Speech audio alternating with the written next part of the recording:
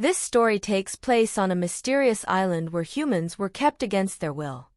The surprising part was that even the people living there didn't realize they were being held captive. At the beginning of the story, we see a couple on a boat enjoying their holiday. Suddenly, a group of people arrives and drags the man, Lincoln, into the water. He then hears voices around him, telling him that he is special and has an important purpose. But when he opens his eyes, he realizes it was just a dream. In reality, he lives in a highly advanced laboratory. In this lab, Lincoln believes there is an artificial intelligence controlling everything, integrated into the walls. He also learns that he is having trouble sleeping, so he asks to see a doctor. Inside the lab, many other people are also kept, but they are not allowed to interact freely. Among them is Lincoln's close friend, Jordan, who turns out to be the same girl from his dream. The people in the lab are told that a deadly virus has spread in the outside world, and they are being kept there for their safety. The lab is located on a massive island, completely free from the virus. The only way to leave is through a lottery system. Whoever's name is drawn gets to leave the lab. One day, a man's name is selected, meaning he will finally get to leave. Inside the lab, people are engaged in different types of work, such as adding various vitamins to a liquid. Every day, new individuals are brought into the facility. One day, a pregnant woman is informed that she has been selected to leave. Meanwhile, a doctor arrives to check on Lincoln. He asks Lincoln about his dreams and requests him to draw what he saw. Lincoln sketches the boat from his dream with great precision, surprising the doctor. Because of this, the doctor advises that Lincoln stay in the lab for further observation. Lincoln, however, begins to suspect that something is wrong. He realizes that the outside world is supposed to be uninhabitable, yet he sees a fly buzzing around.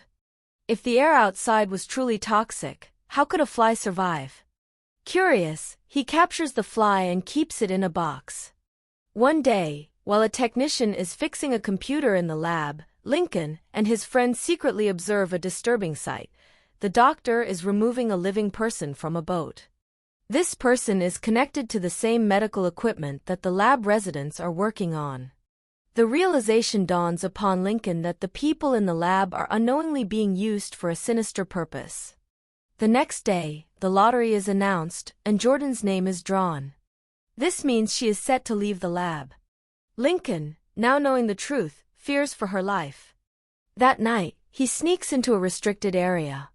He releases the fly and follows it, leading him to a medical facility. There, he witnesses the horrifying reality. The pregnant woman who was supposed to have left is actually being used for experimentation. Her baby is taken, and she is killed by the doctors. Moving further, Lincoln sees the man who was announced as the lottery winner earlier that day undergoing surgery.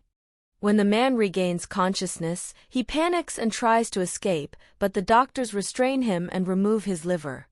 Lincoln now understands the grim fate awaiting Jordan. Determined to save her, Lincoln tells Jordan everything. Together, they decide to escape. However, the security guards detect them and begin to chase them. While running, they enter a room where they find many unconscious people, hooked up to machines. A recorded message plays in their minds, repeating the words, "You have been chosen. You are special.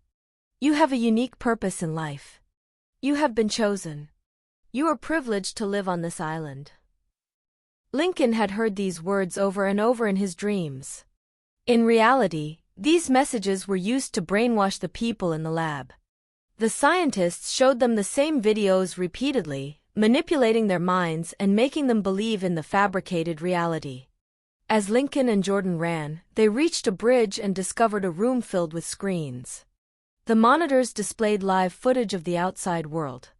To their shock, the world beyond the lab was completely normal. There was no virus, no threat, and no sign of the island they had been told about.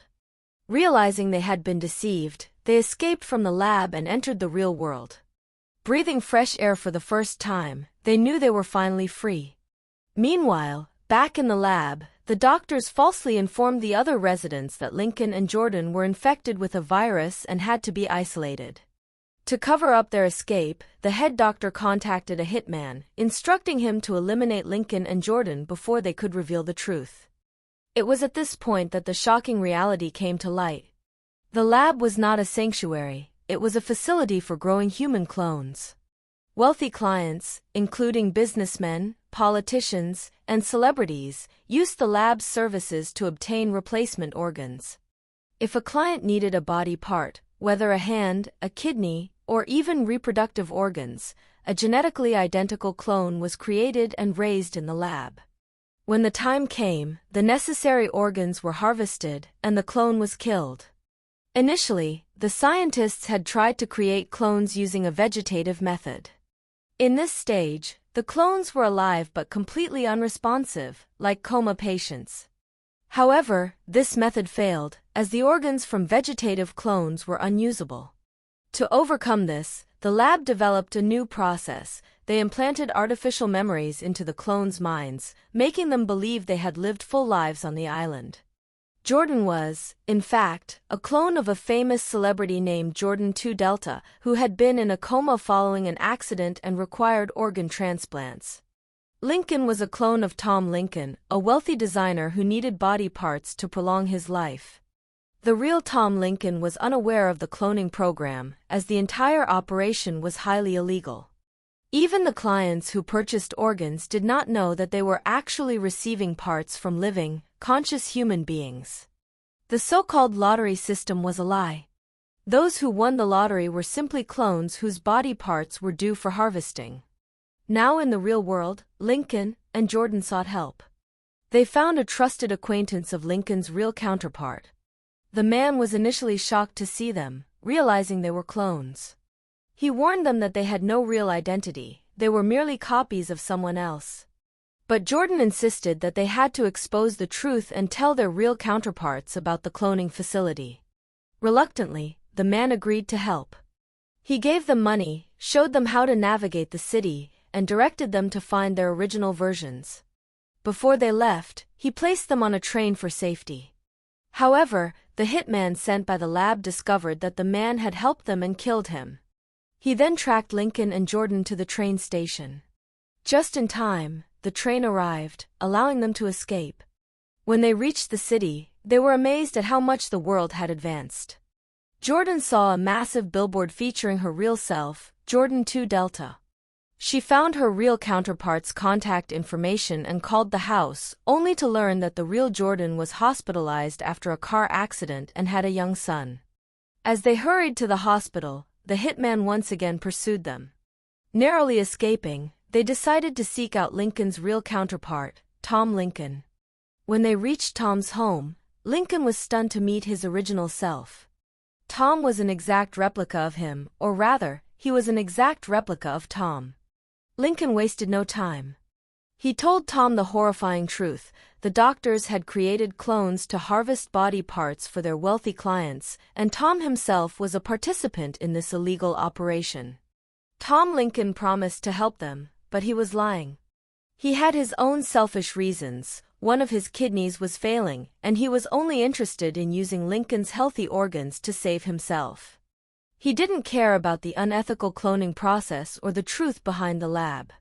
Instead, he secretly contacted the doctor and informed him about Lincoln and Jordan's whereabouts. Tom Lincoln was a boat designer, which explained why Lincoln, the clone, often had dreams about boats. Those memories were imprinted in his mind, drawn from his original counterpart's experiences. Meanwhile, back in the lab, the doctor was still trying to understand why Lincoln had independent thoughts and dreams. He soon discovered that whatever the original person experienced, the clone could sometimes see in their dreams. This realization terrified him. If clones started developing self-awareness, they could pose a major threat to the lab's operations. In a state of panic, the doctor ordered the immediate termination of all clones to prevent any future rebellion. As all this unfolded, the hitman tracking them arrived at Tom Lincoln's house. A fierce fight broke out between the real Tom Lincoln and his clone. In the chaos, the clone Lincoln cleverly attached his lab ID to Tom's wrist. The hitman, believing Tom to be the clone, shot and killed him. Ironically, the real Tom Lincoln was dead, while the clone survived. Now, with the real Tom gone, clone Lincoln assumed his identity and continued living as him. However, the hitman was still on the hunt for Jordan. Lincoln had hidden her, keeping her safe while he figured out his next move. One day, Lincoln received a video call from the doctor. The doctor, believing he was speaking to the real Tom Lincoln, informed him that they needed his DNA. The clones previously created using his genetic material had to be destroyed due to certain problems. Lincoln quickly realized what this meant. The doctor was planning to kill all the clones, including the friends he had left behind in the lab. Determined to stop this, Lincoln devised a plan with Jordan. The two of them returned to the lab, prepared to put an end to the horrifying experiments once and for all. Inside the lab, the doctor made a shocking discovery. He had unknowingly killed the real Tom Lincoln, while the clone was still alive. Before he could act, Lincoln reached the massive control system that ran the entire facility. His goal was to shut it down, ensuring that no more clones would be created and that the existing ones could escape.